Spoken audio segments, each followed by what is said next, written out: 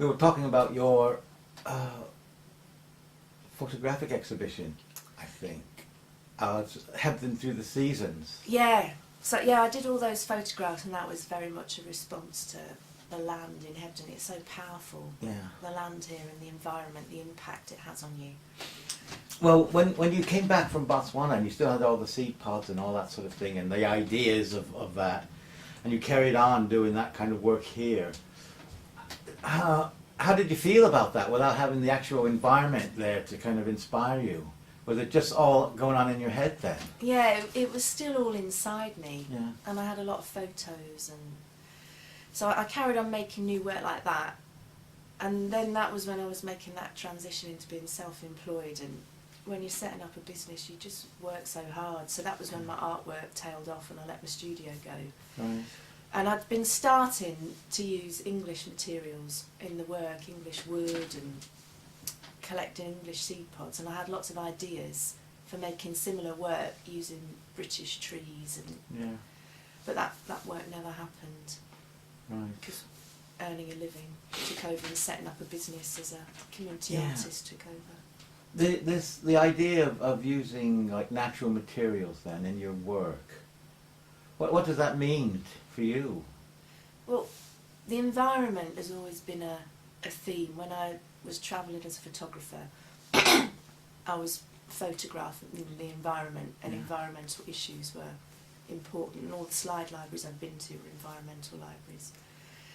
So that had always been there. Then it came out in the Earth Changes exhibition. It was about the beauty of nature. Right. It was kind of getting away from the political into Right. how visual nature is.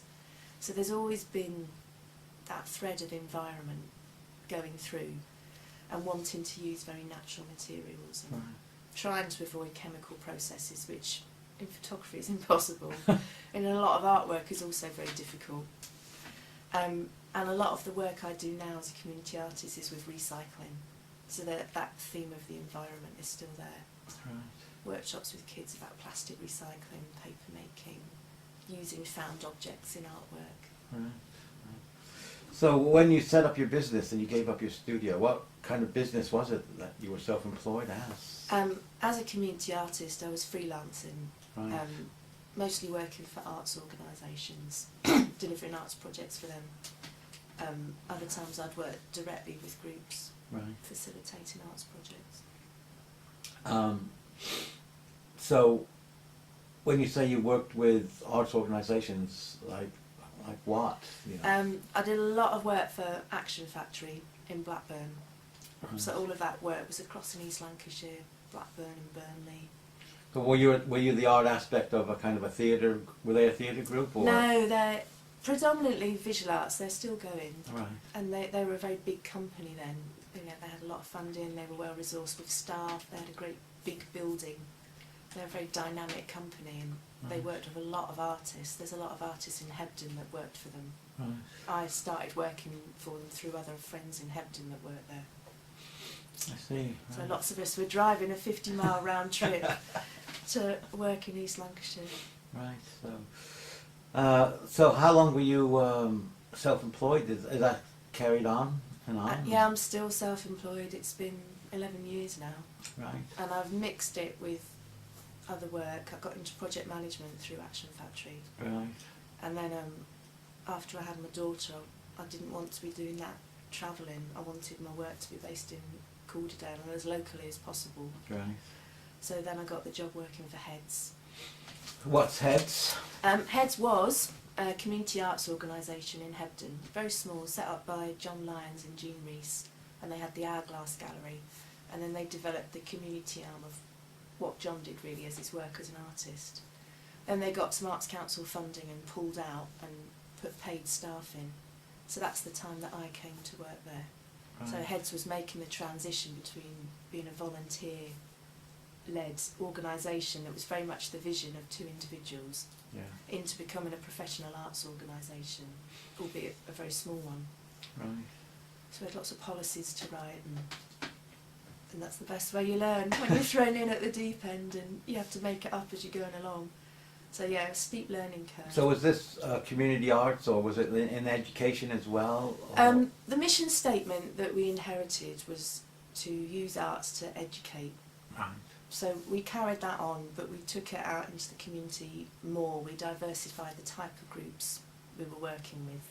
Right. And the age ranges. We did lots of work in Halifax as well, and the focus of the project came about bringing different groups of the community of Calderdale together. So we'd have visual arts projects, dance projects, music projects, and they'd all come together in a big showcase at Square Chapel. Right. And we did 3 of them. We worked through the seasons. We'd inherited a seasonal, the elements. The first project had been drawing on the earth, Right. so we followed through and we did drawing on water and drawing in the air. Right.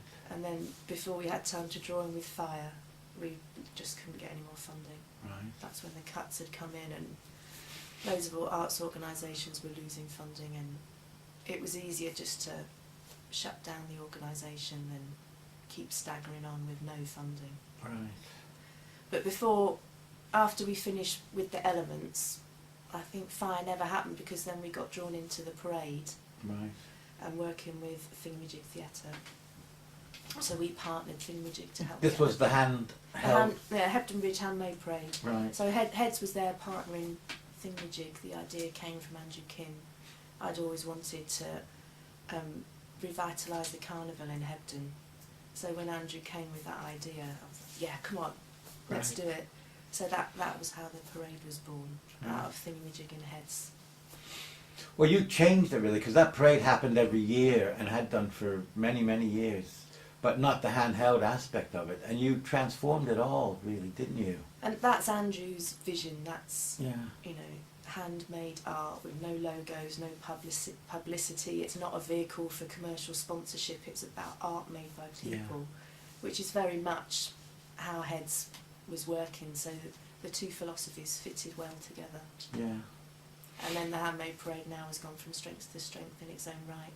Well, I videoed it, all of it, about 2 years ago. So I have got a version of it, which hopefully will go onto our YouTube. Have you been working on the recent ones? Yeah, I had a couple of years when my freelance work had taken over. I was working for creative partnerships a lot. Right.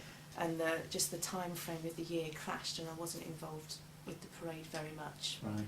But now I'm back involved with them again. I'm running the outreach again, which was the projects that I'd set up. That was what Heads had brought to it. Yeah. The outreach projects have been very much Heads' contribution. So when you say outreach, what do you mean by that? That's still working with the community groups. Yeah. All of the workshops that happen at the Handmade Parade workshop are open to everyone. Yeah. But that means they're not accessible to many people, whether it's mobility issues or different access issues. So that's always been what I love doing, giving art opportunities to people that wouldn't otherwise have opportunities to be creative and make art. So that's where my passion is. So you go out to the people, so to speak. Yeah. Where do you do that around here then? We work with the elderly. We work at Myther Meadows. We work at the day centre, Hebden Vale Day Centre. We work with Calderdale Young Carers. We go into the schools. In the past, we've worked with the Brownies, various different So all groups. sorts of groups. Yeah, really. and trying to span that age group. You know, in the first parade, we had babies, and we had a lady of 96 that walked most of the parade route. That was great. Yeah. Having that span of people taking part in a community event together, that's great. It is an amazing event, I must say. Yeah. What I do find interesting as well is there's always a theme, an overriding theme. Now, who decides what that theme is? Is it a kind of consultation between various people, or is it just Thingamajig says, we think this is a good idea, let's see how it fits, sort of thing? It's always been a public consultation. Yeah. After the first year, there's always been a well-publicised public meeting. Right. There's boxes in the library and the co-op that leading up to that meeting people can put their ideas in, what they'd like to see. Right. Then all the ideas will be collected at that meeting, drawings, sketches, verbal suggestions, notes that have been put in the boxes, and then the parade committee will sit down and write, how can we make a coherent theme out of all these ideas? Right. So the final say is with the parade committee, Yeah. but the ideas come from the community. Right. Okay. That's pretty good. That. Yeah, well, it's trying to be as democratic as it can. It is, you know, a truly community event. Right. So, apart from the handmade parade, what other artwork are you doing at the minute then? Well, I don't do my own artwork at all. Right. Having a child, trying to earn a living, there's just not time.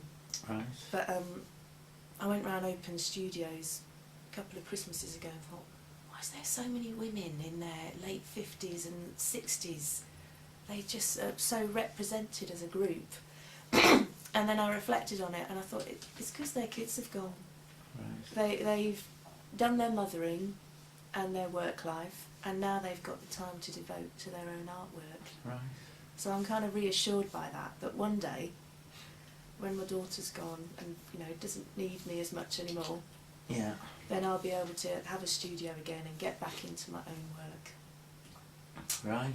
Right. That's good. But Well, it's nice to have a dream, you know. yeah, it's held up there for the future. Because I make examples to show groups in workshops, you know, this is what we're going to be doing. But apart from that, Yeah.